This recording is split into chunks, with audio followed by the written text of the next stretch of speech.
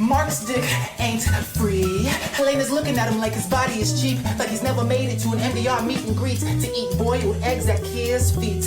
Mark's dick ain't free. Living in captivity, put him in the vicinity of sudden dilemma. Gemma telling him he's all she need. Evidently all Mark's seen was goat people in a cold harbor screen. Mark's dick ain't free. I mean, baby, you really think you can make a baby named Jamie without Mark's Audi knowing a thing while also laying next to an Egan seed? Hell fucking no. Mark's dick ain't free. He needs his wife in a Red Bull, not a waffle party in a gold thimble. Bullshit. Milchick at the door knocking. Let him in. Who's that? Helena's accomplice and best friend.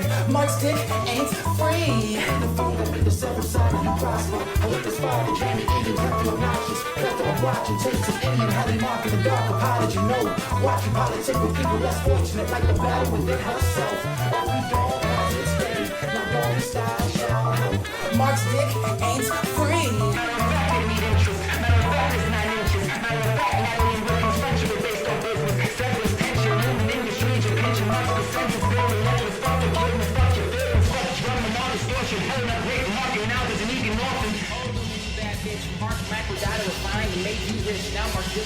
Welcome back, Outies and Innies, to the Midlife Hour. It's me, DP, back again with my best bud, Bob Arkadian.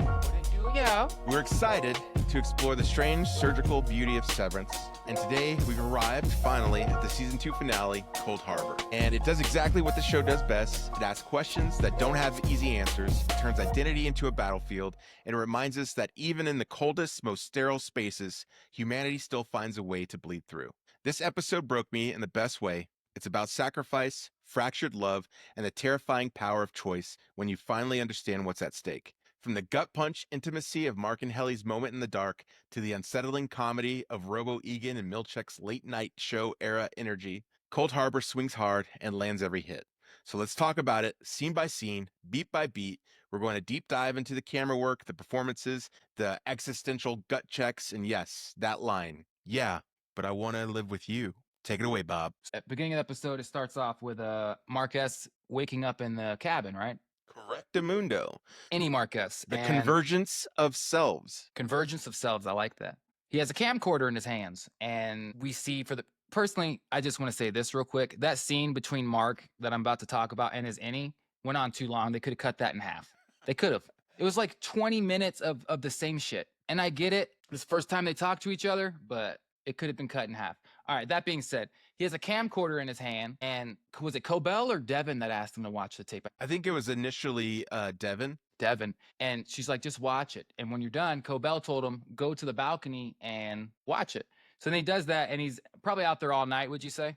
At least a few hours, right? And then we get to the conclusion that any Mark might not help him, that he has his own agenda. I mean, he deserves to feel alive, want love with Helly, and whatever else. What was your take on that? Well, first and foremost, what's the actor that plays Mark S., who's in Parks and Rec? I always forget his actual name. Adam Scott. Adam Scott. What I thought was amazing about the performance, particularly in this sequence, was the way they portrayed the dual communication between these two entities that are the same person with vastly different personalities. And I thought Mark Scott did a great job with his facial acting, picking the two individual persons. Even when it came down to the manipulation of the camcorder, the innie was like a little confused or a little hesitant, not sure exactly how it functioned versus Outie Mark, he picked it up, he turns the screen, he goes straight for it. So even those little details were accurate to these two identities talking to each other. I can kind of agree that the moment went on a bit long, but I think that was necessary to give you a true feeling of the roller coaster, right?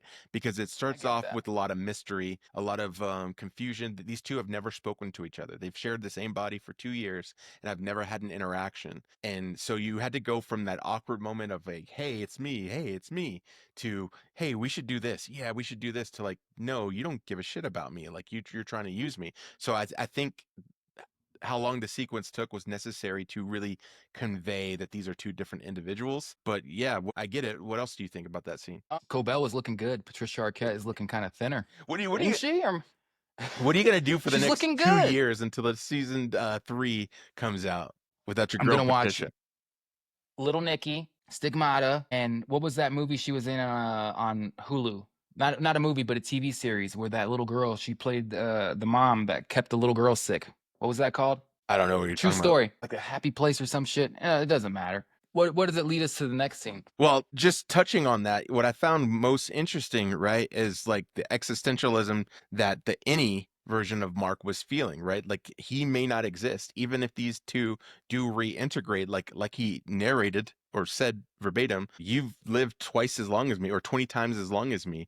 So how much of any Mark would be the personality of this reintegrated Mark? Yeah, he's gonna get like a pinky of his personality. So even the idea, like even amidst like all the terrible things that the innies have experienced and all the mystery and all the awkwardness, like Mark would rather continue to go through that to be with Helly and his friends than to simply not exist. So I thought that was quite interesting. And maybe to take down Lumen from all of the shit that he's been seeing as far as Miss Casey, the goat people. That goat lady, what was that, episode 3 or 4? She was ready to kill him. Are you here to kill me? She was about to beat his ass.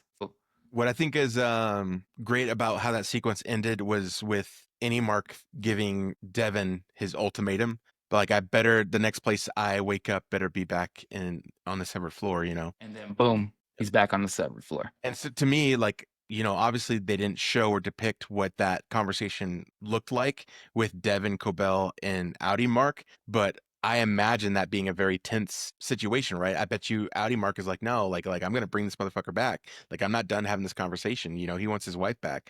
But the reality of like, no, like, don't call his bluff. You know, he may sabotage this all. So I thought it was interesting. Next, we talk about Dylan's return to the severed floor. Dylan. Return to the severed floor. Yeah.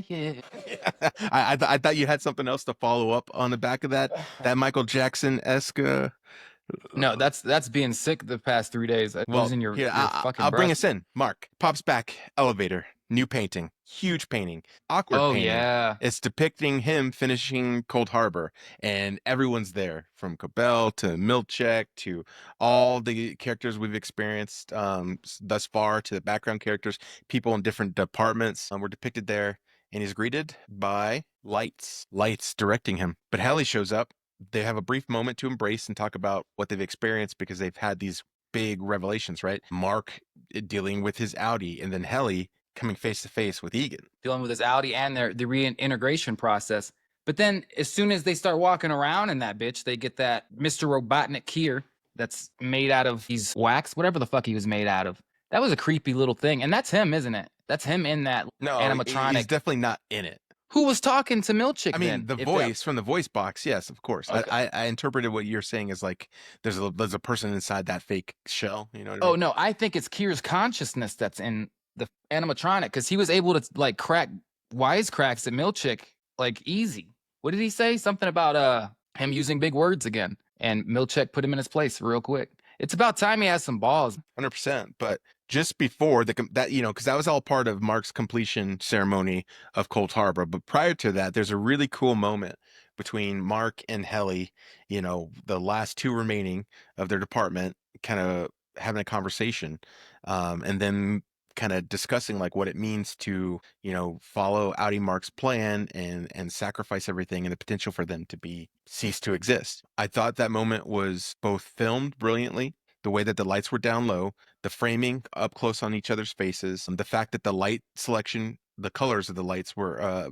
very minimal, right? And then the delivery of Mark's lines, "But I want to live with you." One, it was touching. Two, we haven't had a lot of those moments, but it almost reminds you about the innocence of the innies, right? Because they haven't really lived these lives. They don't have these great of experiences. Found it childlike from any Mark to do that after knowing what he knows about Gemma being inside of Lumen and trapped and everything. But that's, as an adult, that's kind of my point though, because he is a child. Yeah. He has the mind of a child. You're right. And so that's what I found endearing. It's a reminder, right? Like, he is only 2 years old, right?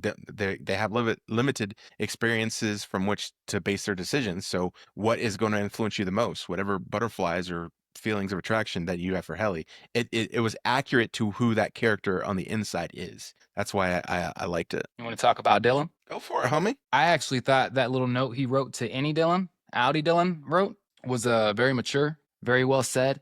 And I respect Dylan a lot more from that last encounter that he had with his wife from in this episode, because shows that he's trying to man up. He's trying to take things serious. You know what I think is hilarious about that whole interaction? While I do agree with you, if we go back a couple episodes ago, I feel like there's been a couple times throughout this season where Audie Dillon's wife's relationship with Annie Dillon has been a point of contention, at least of differing perspectives between the two of us, where I've had a very different perspective maybe than most people.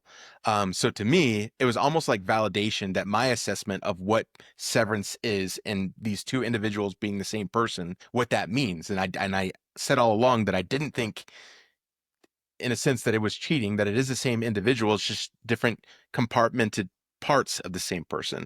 And I think that's where that maturity comes in from Audie Dillon, when he talks about like, I'm not really good at things. I've always kind of been a fuck up, but the fact that I'm a bum. that any Mark has been successful, that he's confident, that he has all these things that he's not. And then the fact that he broke it down, he's like, we're the same person. So it makes sense that we would have the same view. Wants and desires. Well, not just wants and desires, but like appreciation of the beauty of his wife, right? So it all made sense. I thought that was a great way to handle that. The fact that Dillon was surprised that he was back in the first place and that it wasn't a punishment, right? It was almost like a plea. Audie Dillon was pleading with Annie Dillon to remain, to continue to exist. So I thought it was great. I thought Mr. Milchick's reaction to delivering that note, and he says something to the effect of, "This may get embarrassing," and he fucking takes off running out the door very abruptly. Yeah, that was funny. That was really funny. I think the whole Audie Dillon sending Annie Dillon back to work, though, that's going to play into the theories that we had a few episodes ago, talking about how Annies are going to be permanent. Just my 2 cents. I don't want to dive down that hole just yet, just because I think it plays into some of my theories about where the story may be going in season 3. But let's pin that one. Let's not let it go. Pin it. Put it on the map board. So I was a little bit confused. I'm not going to lie to you.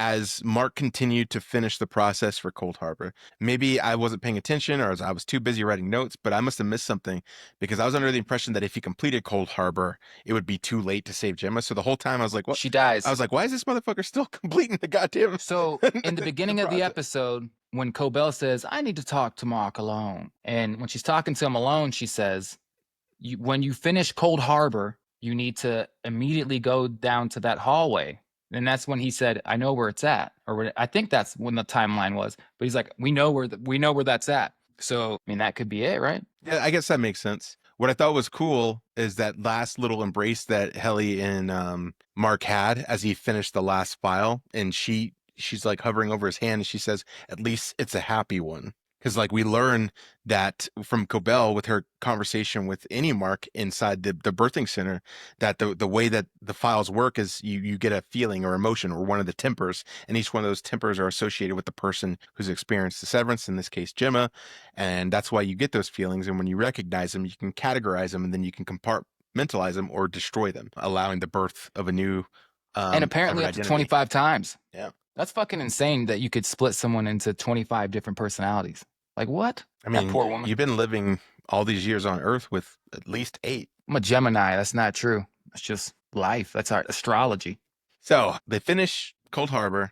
Mr. Milchick makes his grand appearance. I thought it was great that they kept the lighting low still. They use a spotlight just like it is a late night show. You see that big old Mr. Milchick mustache and smile. And I thought he acted that entire sequence very well, especially the interactions with Egan. I know we briefly touched on it already, that they kind of have a little back and forth, and then Mr. Milchick has some retorts for him, right? He comes back. He doesn't let him slide on some of his little slick talk, Mr. Robo Egan. I mean, calls him out about his height, yeah, like you're actually like 4 feet or 4 inches taller than you actually are as this robot. Mm-hmm. Thank you, Mr. Milchick. That's what makes me think his consciousness is uploaded into that. That's what the revolving is, isn't it? Maybe. I just interpreted it as Helly's dad was just voicing him from somewhere else within the facility. Can we talk about Helly's dad for a quick second? You're so fucking weird. You're so fucking weird. Yeah, that was and he comes in. I hate my daughter. I used to see Kira in her, but it went away a long time ago. And then she tried to attack him, right? And then there he is. Now, so I think she was ready to murk that mofo. She was gonna murk him. And see, I don't want to talk about the end yet because I have my own theory about how the end happened. But is it going to be a permanent Helly now since he hates his daughter? I don't know. I don't want to. That's part of that pin conversation that I just don't want to jump into yet. But I did find that interaction a little fascinating. The fact that he almost appreciated the Sever version of her more so than his own real daughter. And just maybe it's the lack of filter that Helly has with him, calling him weird, being willing to resort to violence. But what I thought was even more impressive is the fact that he just like said his piece and walked away. Like he didn't even care that she was armed. Right? He didn't call for guards. He didn't plead for his life. He's just like, this bitch ain't gonna do shit. And then just walked away. Well, he wasn't going to get any guards anyway. I'll keep a lid on it for right now. But we know why. We know why. Oh, how do you feel about the card that was in Egan's hand when you open it up and it's like that little cardboard waffle on the plate? I thought that was a great touch. So I was telling my wife, we're going to get a waffle party this episode. And I thought we were about to get one. I was almost right. I was halfway right. Halfway. What do you call it? Choreography and merriment. They had like a full HBCU marching band in there tearing it up. That Mr. shit was so Milchick dope. getting down. It was so cool. Yeah, that sequence went on way longer than I thought it would. They just let the music continue as it progressed into the little fight between Helly and Mr. Milchick as Mark scrambled away to go save Gemma. Yeah, she busted his ass open with a trombone. Was it a trombone or a sax or something? Right in the face. So I'll tell you, Milchick got some moves, man. We saw it on Defiant Jazz, and then we seen it again last night. The dude he can move his shoulders. Oh yeah. Absolutely. He knows how to do all that shit. Do you want to bring us into Mark's act of bravery? Any Mark's act of bravery and how that commenced? I thought it was really cool, just that whole fight scene with the HBCU marching band, and Dylan ultimately joins Helly, and they got the big vending machine blocking Mr. Milchick in. But all of that was an effort to give Mark enough time to escape away, to find the dark elevator hall, to begin his journey to save Gemma. I saw Deion Sanders at the HBCU halftime show for Severance last night. Did you see that shit? No. Jacksonville State, baby. Jacksonville State. So tell us about that journey, Mark's journey to find Gemma. He runs into that lady from Roseanne, and she's just not that nice of a lady. She looks like Joy Behar from The View. Jesus Christ. All right. Are you forgetting the episode? Are you just going to skip over the whole him in the hallway getting into a fucking fight? The fucking goat? Shit. The fucking, yeah. Like, dude, what are you doing, dude? So he runs into the hallway, and he starts to see the Cold Harbor room. And to just bring us again, I have no idea. I'm telling you, I've been sick. My brain's not working. All right. So given Mark enough time to run away, and we see him following the directions as written on that handwritten note to find that corridor with the elevator. He comes to that corridor, but Mark's access doesn't open the door. He starts to try to scale it, climb through a vent. But what's simultaneously going on, unbeknownst to him, behind him, in a room that doesn't have any physical door frame, is Mr. Shithead Drummond. And he's now slamming him into a wall with one arm, which honestly looked fake as fuck. It didn't look like there was much pizzazz or oomph in that shit to throw Mark into the wall. Whatever, I'll look past it. Yeah, but he took a break from the goats before, even going after Mark. And we finally kind of got a sort of answer as to the goat's purpose. I don't know, because for me, I don't know if they were going to load Gemma's brain into the goat. Was that what they were going to do? No, but I mean, they don't explicitly say anything, but from my interpretation is that the innocence of the goats and their sacrifice has something to do with facilitating or cementing the severance process, because he said the whole goal was to cease pain, right?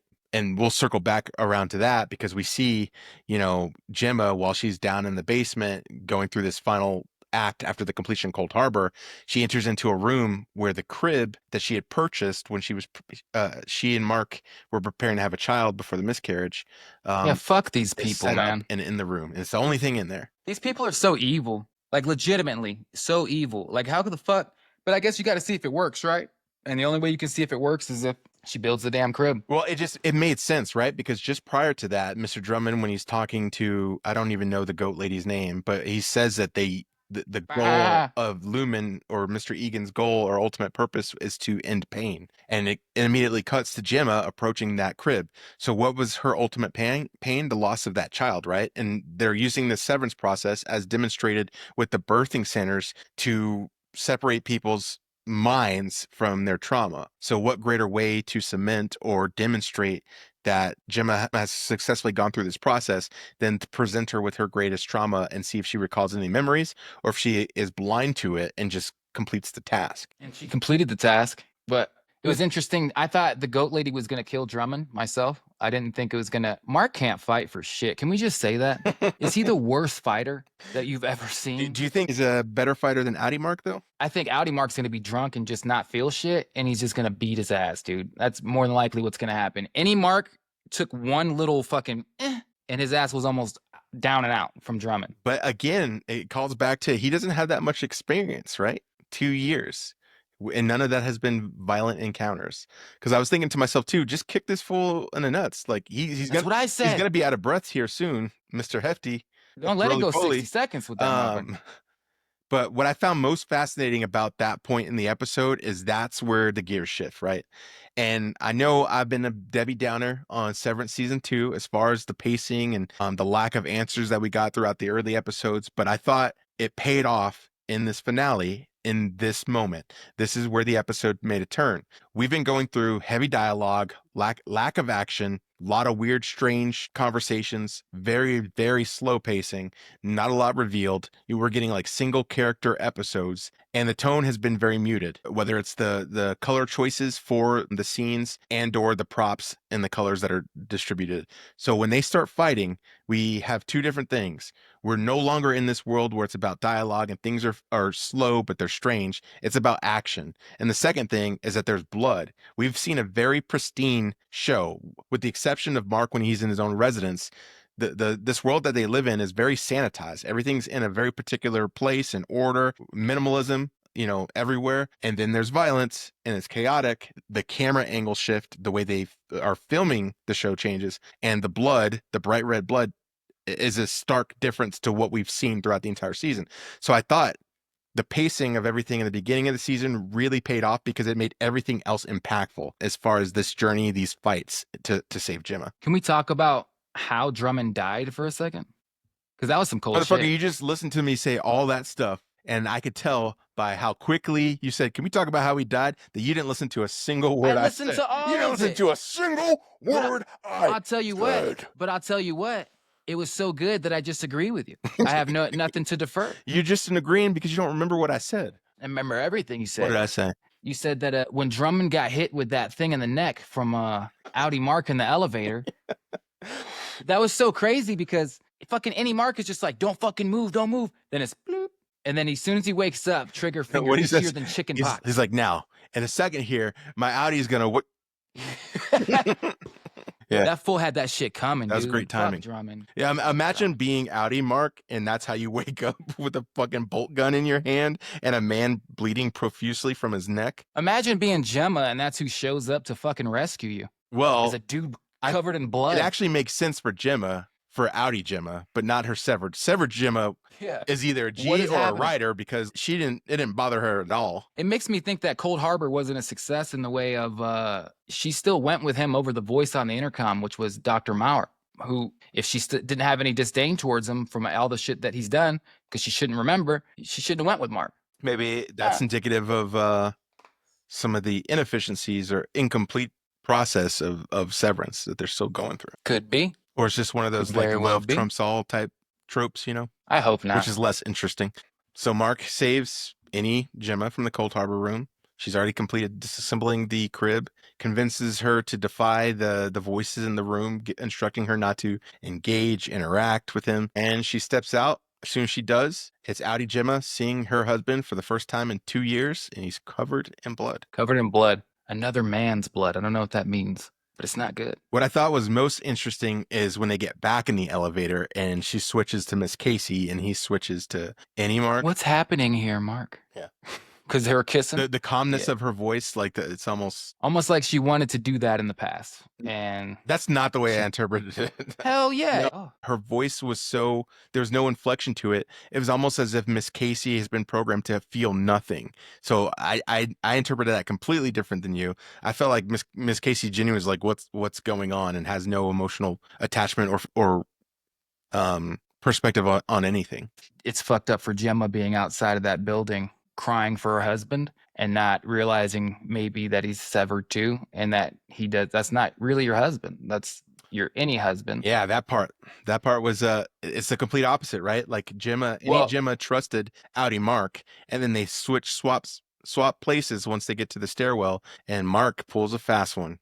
I say that to say the doctor told Gemma that Mark had started another family and had a daughter. And now that she's on the stairwell looking in and he chose another woman over her, who's to say that she's not going to believe that doctor? But he didn't, and she knows that. She knows that that's any Mark. Outie Mark didn't choose someone else. Any Mark did. We'll find out season 3. Because I don't think I'm not entirely sure she's aware that's any Mark.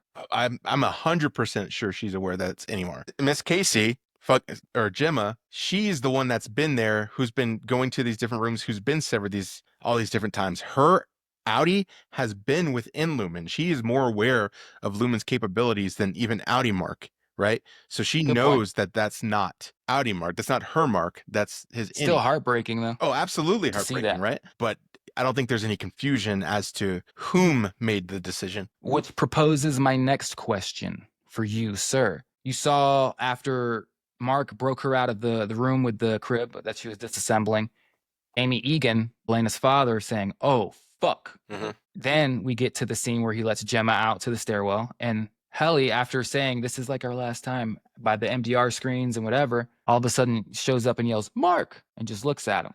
Is that Helly or is that Helena? I think it's Helly, but I think throughout this season, we've seen some indications that maybe Helena has been envious of Helly and maybe not so thrilled with her own life or position as the heir to Lumen Industries, and may almost be willing to give herself up to her Innie.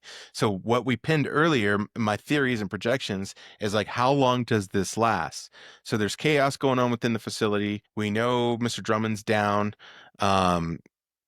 Milchick is eventually going to be able to get out of that damn room. But how long will they be free? Will the Innies be free roaming within Lumen? Will they be able to take over? Is there going to be a big insurrection with the assistance of the HBCU marching band, right? To kind of run things? Because I think that's what's required. In order for the Innies to have any substantial amount of time as their full identities, they have to remain within a severed space. I think for me, it was like, if she's showing up like that, Helly was never cruel, right, Irving? That was kind of a cruel thing to do while you see someone's wife after you already said go with her. You already said that earlier in the episode. Then you see her crying and pleading for him through the door, and you still say Mark, and then you run away with him. That's a pretty cruel thing to do to somebody. But like we said earlier, they're childlike, right? They don't really have the time or the hours in to really know what compassion would be. Or have any kind of morals? Well, I think that's the entire question. Like, any Mark owes no allegiance to Gemma, right? That's Outie Mark's wife. The whole point is him staking a claim to the person that is, their body. Like, he has desires, he has goals himself. And yes, he has now saved Outie Mark's wife, but that doesn't mean he's willing to sacrifice his own identity. So I don't even know if it has anything to do with morality other than further cementing the fact that they are different people with different goals. Season 3 will pick up maybe a year or months after this entire incident. And I hope it's not over a year. I really do. In which there's some downfall of Lumen and with Miss Cobell and her assistants, like maybe all these characters now have switches, handheld switches, where they can switch to their Outie and Innie wherever they are, and that's how they share. Okay, that was my point that I forgot earlier because I've been sick. Sorry, guys.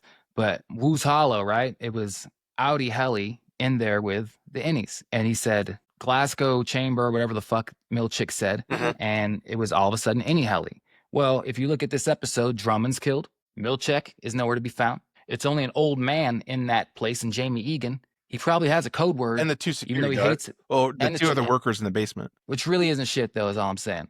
And if you need backup, you're probably going to have a safe word for your daughter that you have going down there to bring her back, whether you hate her or not. So I think it might be Helena, and I could be wrong.